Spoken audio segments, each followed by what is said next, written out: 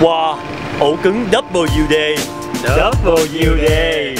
WD.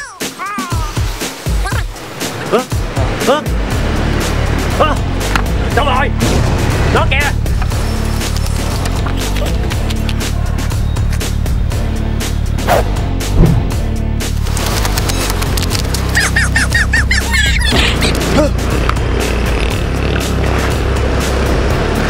Ổ cứng WD đầy mạnh mẽ.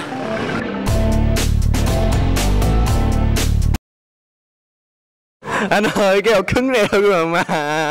Đưa đây mày.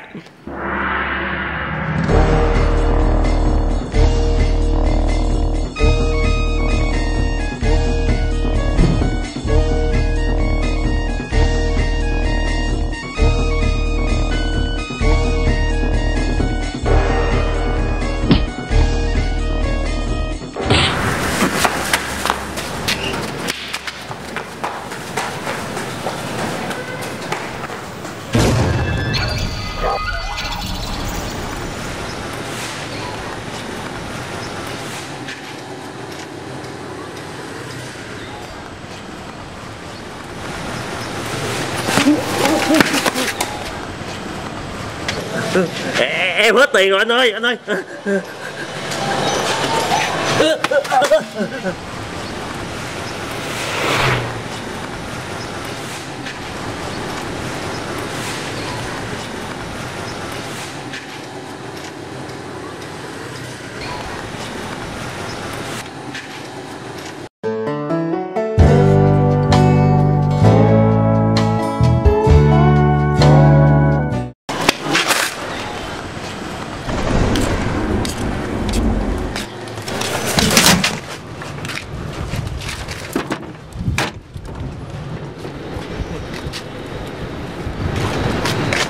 Dạ, alo, nghe được ca.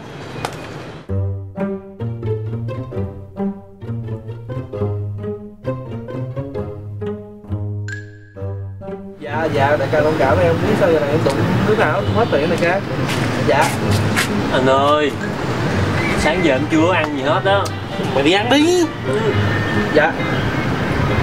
Dạ, hiểu rồi đại ca. Dạ, đại ca. Dạ, chắc chắn chiều này em sẽ cố gắng giao tiền cho đại ca. Dạ. Anh ơi, mẹ bí mày. Dạ.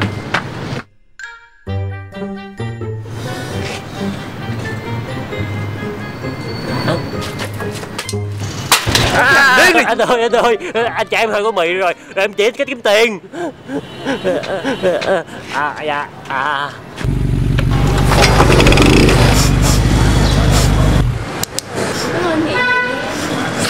Gì đâu.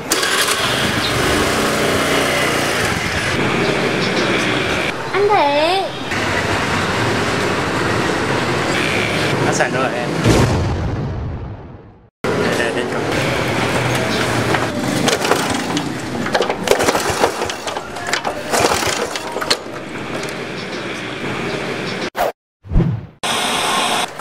Giá xăng dầu trên thị trường thế giới giảm sâu, nhưng ở trong nước giá mặt hàng này vẫn giữ nguyên ở mức là 24.570 đồng một lít xăng, 22.020 đồng một lít dầu bán lẻ. Được biết mức giá này được giữ nguyên kể từ lần tăng gần đây nhất vào cuối ngày 17 tháng 7. Lý giải cho những lần tăng giá xăng dầu, Liên Bộ Tài chính Công Thương luôn viện dẫn lý do.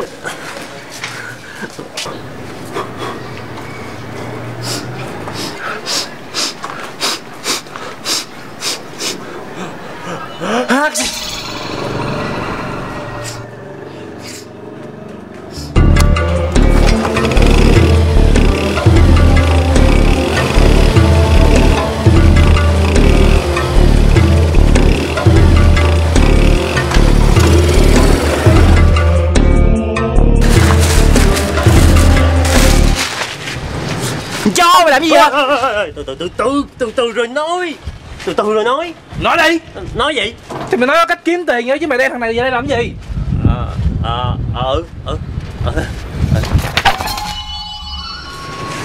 Hai người biết rồi đó. Bây giờ tình hình kinh tế rất là khó khăn. Hồi đó một dĩa cơm sườn là 3.000 thôi à. Bây giờ lên tới 20 lần.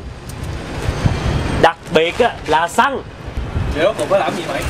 Thiện, sau khi mày áp xì vô một chiếc xe á, thì nó chạy được bao lâu? 48 tiếng. Chúng ta sẽ đi bán xăng. Nói là xăng, nhưng mà em sẽ nhận xe của khách rồi đẩy vô trong cho thằng Thiện. Thiện sẽ dùng năng lực của nó áp xì vô những chiếc xe. Còn Quân đây sẽ nhận nhiệm vụ cảnh giới và thu tiền.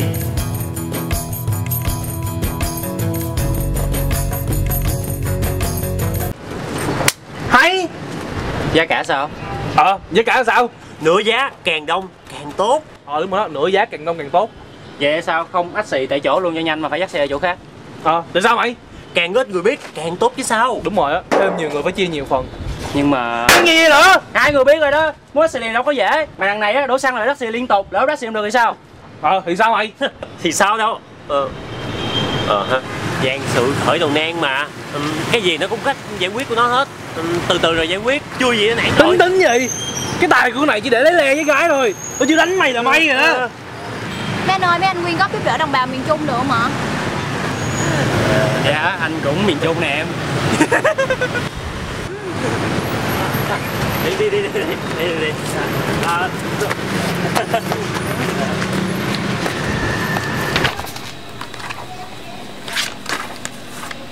Wow, thích cô phim dữ hen. Sáng thấy quần kia, má cứ làm như nó là siêu nhân vậy á. Lúc được chấn đồ học sinh á, bà già chạy ra cứu nhân độ thế, đánh nó hết thấy đừng về luôn. Dạ sao rồi? Tiếp đế thôi, chạy lúc về rồi.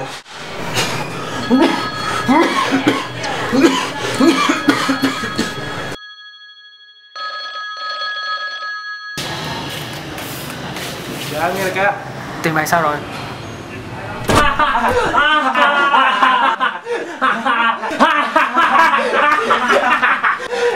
Gì vậy? Tôi nghĩ cái đó sẽ liên tục rồi. Sao?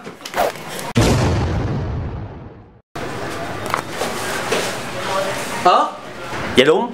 Hồi nãy á, sau khi mà em thấy nó bị sặc khói thuốc á, thì em mới nghĩ là muốn cho nó áp xì được á, thì đơn giản thôi, chỉ cần là mình cho nó cái gì đó hăng hăng kích thích cho mũi nó thì nó sẽ áp xì được. Vậy mày cần nó thôi mà vẽ mấy cái bùi làm cái gì? Phải thí nghiệm mới biết được. Thì thử xem đi. Vấn đề là phải có tiền. Trời ơi, sáng em còn có 2 của mày em cũng chấn được mà. Em hết Còn tiền mày? rồi. Cái lột hay là cắt đâu? Chấn cái gì cho đủ. Thường thường á, sau khi anh trấn lột xong á thì anh đưa tiền cho ai? Đại ca có được không chứ ai? Khu này á là bạn của ảnh. Tụi tao phải chia nhau ra đi trấn tiền, xong rồi quay lại nộp cho ảnh. Hôm nay là ngày hẹn nè. Mấy tên cung đội khu này á đều quay về đó hết. Vậy tiền để ở đâu?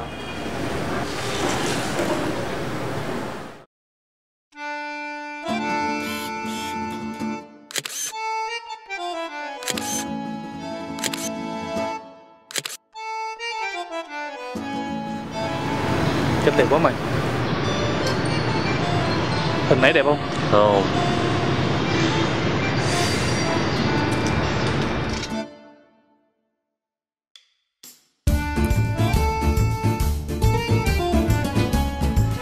Em nói anh rồi, cái ống kính này rất là tốt. Em mới mua hôm bữa à, nhưng mà tại em tốn tiền qua phải bán thôi. Giá giá hụi rất là hữu nghị, khoảng 1,5 triệu. Trời đất, 500 đó. Không, cái này em mới mua hôm bữa nhưng mà tại vì em tốn tiền nên phải bán thôi. Với lại cái này hồi đó mua 2-3 triệu lận, giờ bán 1,5 triệu là quá hời cho anh rồi. Anh nghĩ sao vậy? Cái ổ cứng cũ đến thế này mà anh bán 1,5 triệu, tôi trả 500 là quá hào phóng rồi. Rồi, cái ống cứng vậy hả, nó quá tốt rồi. Anh nói vậy là chết tôi rồi. Anh ơi, anh làm triệu tài cho tôi đi. Trời ơi, ủa? Anh là đàn em của anh Long nè. Rồi, cô này ai cũng biết anh rồi ơi. Rồi, nè, anh biết cái này là cái gì không? Cái ổ cứng xịn. Đúng, trời cái này em bán 1,5 triệu, 5 triệu nè. 1,5 cái này. Anh phải anh đẹp trai anh phải biết chứ. Đúng thì cũng chịu rưỡi lần. Cái ổ rưỡi cứng, lần. cái ổ cứng cũ rích thế này mà 1,5 triệu, bán gì khác nào lừa đảo. Lừa đảo gì nói gì vậy? Tôi nói là lừa đảo đó, cái ổ cứng này 500 thôi. Trời, tôi nói hồi đó tôi mua bao 4 triệu. Bố mẹ nói. Bố mẹ cái gì? Tôi bán cho em nha. Nè, nói vậy nè. 4 triệu, 5 triệu. Lấy 200 nè. 200. Ừ. Hồi nãy mới nói 1,5 triệu. Tôi thích. Trời đất, anh bán 200, khác gì anh cho không rồi. Trời, tôi thích bán 200 gì đó. Vậy cho không rồi. 200 gì đó. Cho không rồi. 200. Trời, ít nhất cũng phải 500. 200 nghĩa là khác quá lời rồi, cho không rồi. Trời, quá lời chứ gì, cho không nó khác nhau. 200 đó. 200 nghĩa là cho không, khác gì đâu. 200 Nghĩa là cho không rồi. 200.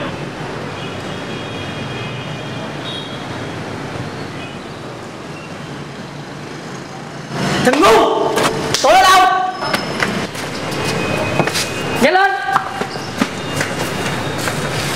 Tụi mày đứng đây, đứa nào tới đưa tiền thì lấy, nghe chưa? Biết rồi. Ok, đây TK đâu rồi? Dạ ra ngoài anh.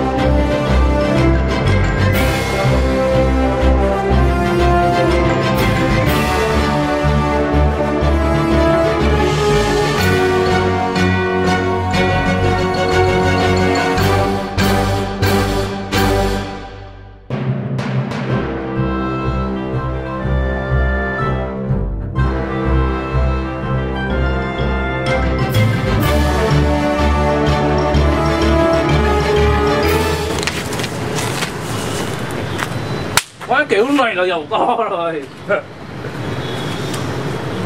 Của mày nè. Lấy đi. Còn của em đâu anh? Của mày hả?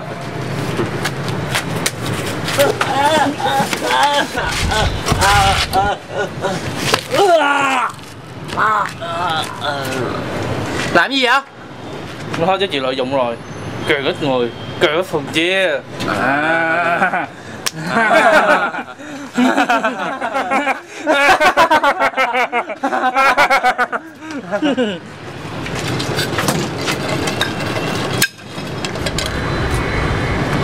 Chơi đó.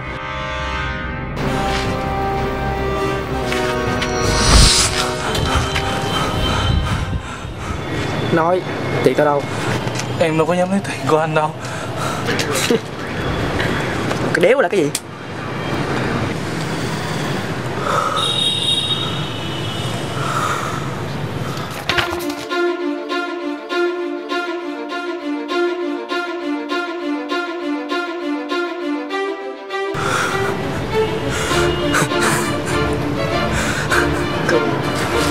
Cái chó gì?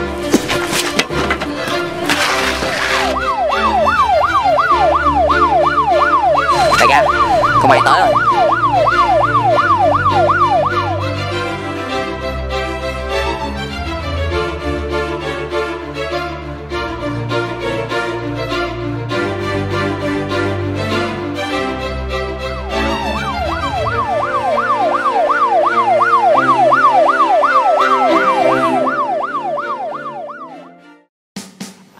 Tao nói rồi á, tụi học sinh khu này khỏi lo bị tụi giang hồ chấn lột nữa.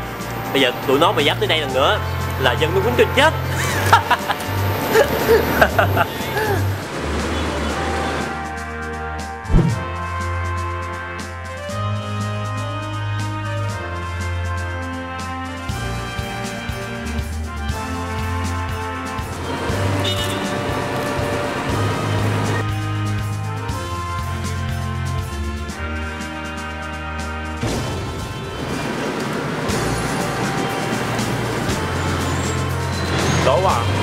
đi ba, hết tiền rồi. Cái gì?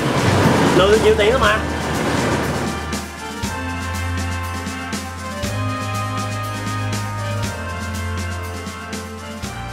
Bó tay.